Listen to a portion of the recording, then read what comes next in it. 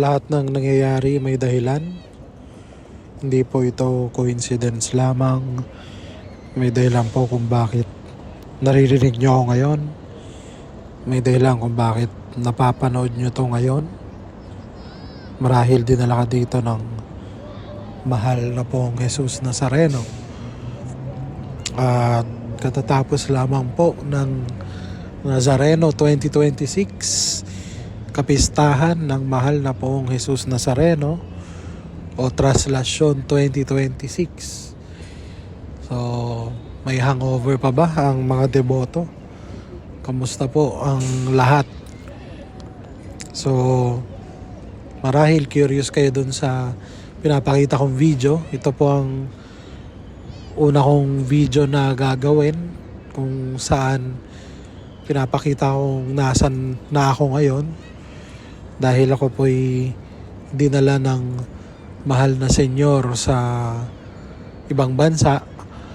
Ako po'y matagal nang nagbabalak, nag-a-apply, nagdadasal na sana makapag-abroad, makapagtrabaho abroad.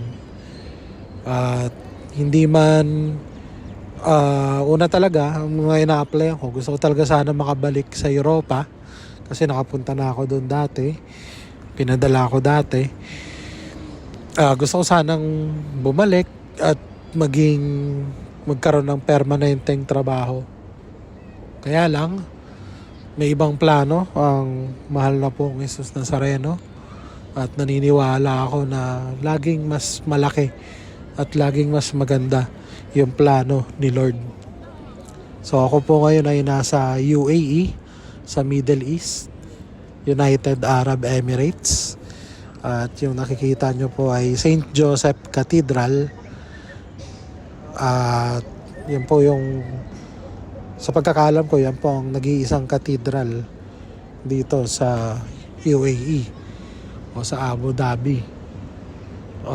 So nandito nandyan ho ang obispo dahil cathedral nga po yan. Hindi ko lamang po sure kung may iba pang office.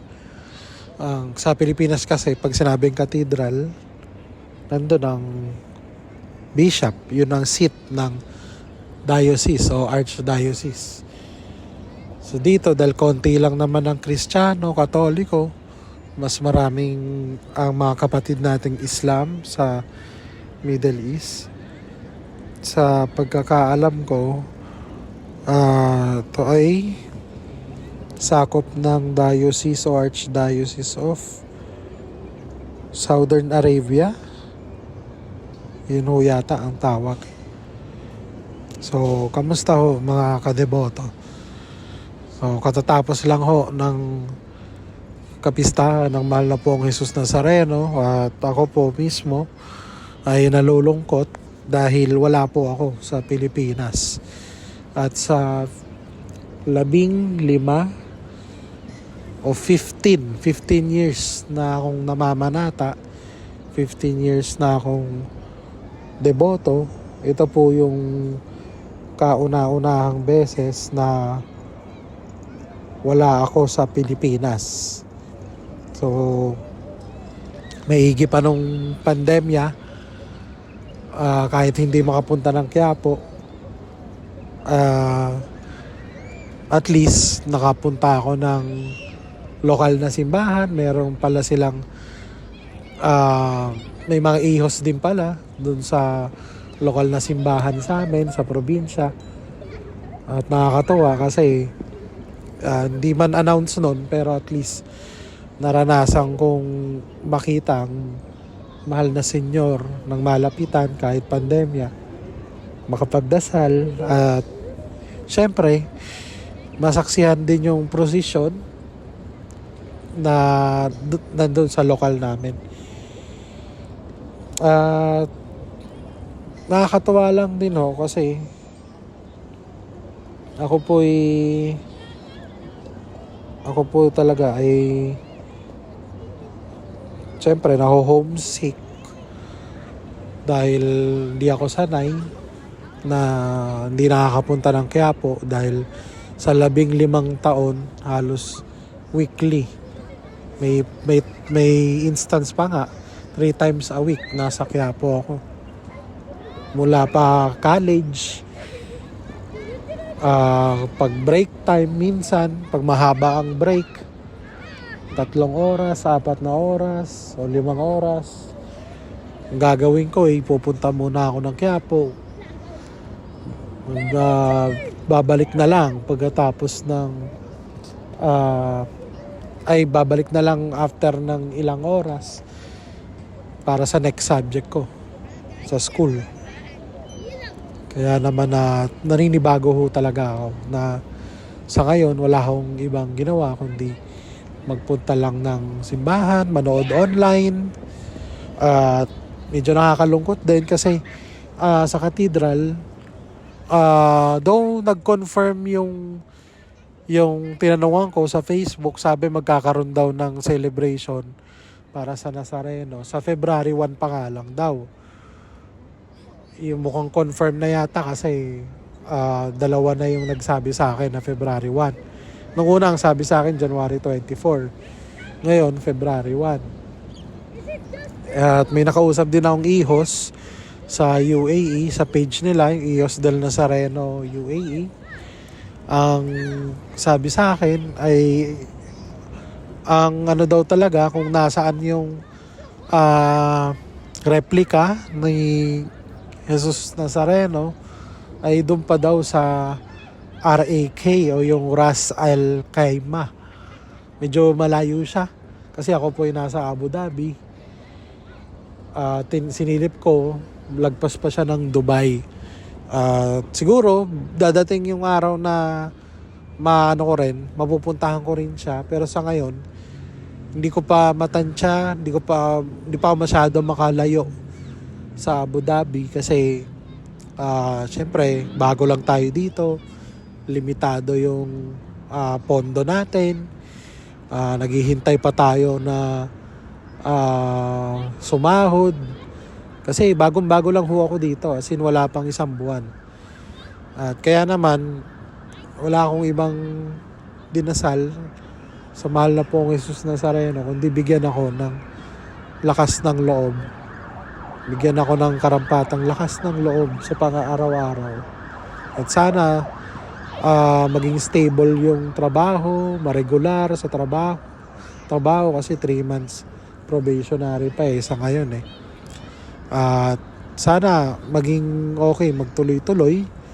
At naniniwala naman ako na itong bigay ng mahal na pong Jesus Nazareno na bagong buhay at bagong trabaho ay according talaga sa lahat ng mga plano niya.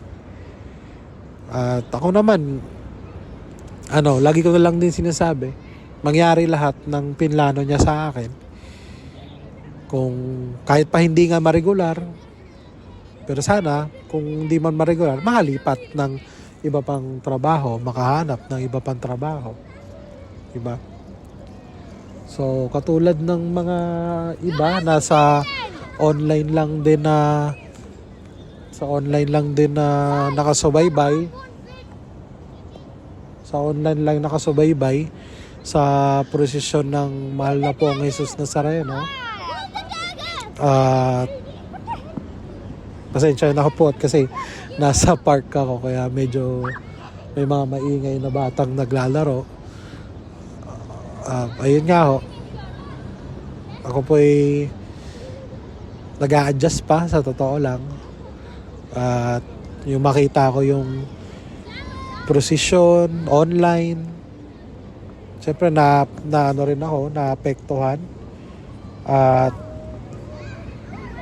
nagiging emotional kasi hindi ako sanay na usually nandun ako sa Luneta, nanonood ng send-off, yung sa panalangin sa Bukang Liwayway, Misa Mayor pa lang, nandun na ako. Kaya naman nakakapanibago sa feeling yung nakasanayan mo na ng 15 years, nakasanayan mo ng 15 taon. Ngayon biglang hindi ka maka-attend. Pero ganun talaga, lahat naman ay mangyayari kung anong nakaplano ng kung anong pinlano sa atin ng mahal na pong Jesus Nazareno. Malugod ko yung tinatanggap at naniniwala din ako na nung pandemya, yun yung tinuro niya sa atin na hindi naman talaga kasi yung ibang deboto, yung ibang Katoliko, parang masyadong big deal sa kanila yung makaprosesyon, makahawak sa mahal na senyor. Pero in reality, kahit nasaan ka, tuloy ang selebrasyon. Dahil ang sentro naman ng selebrasyon ay ang mahal na pong Jesus Nazareno. Hindi yung prosesyon, hindi yung luneta. So, para sa akin, yun yung tinuro nung pandemya na kasi nung pandemya, ika-10th year ko naman yun. Tuwan-tuwa ako na sabi ko, 10 years na akong pupunta sa luneta. Pero boom, biglang canceled ang traslasyon. Canceled ang luneta. So, di ba? Pero, anong turo sa atin nun? Nandyan pa rin ang mahal na pong Jesus Nazareno. Kahit walang prosesyon, nandyan pa rin ang mahal na pong Jesus Nazareno.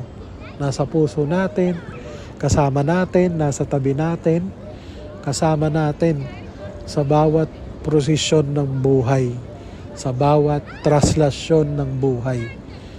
So, lahat ng OFW siguro, mas makaka-relate sa akin na lalo na siguro yung mga matagal ng OFW, palipat-lipat ng bansa, may kanya-kanyang traslasyon o paglilipat, no?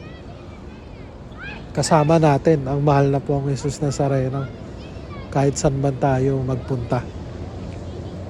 At napuyat nga ako kakasubaybay online. Nakakatawa din kasi nung una, bala ko makiki-wifi ako sa mall kasi naglolo ko yung wifi ng room ko na inuupahan ko.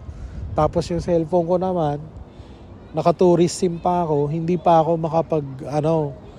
makapag-unli data. Pero, kasi kailangan kailangan daw ng Emirates ID muna bago maging permanent yung SIM mo para maka-avail ka ng mga ibang services. Pero nakakatawa, alam nyo, ay napakabilis ako sa mga proseso dito at sumakto mismo January 8 nakuha ko yung Emirates ID ko. At nung nakuha ko yung Emirates ID ko, napa-permanent ko na yung SIM ko at naka-avail na ako nung unli data. Kaya naman pag-uwi ko, magdamag na akong nakikinig at nagsusubaybay.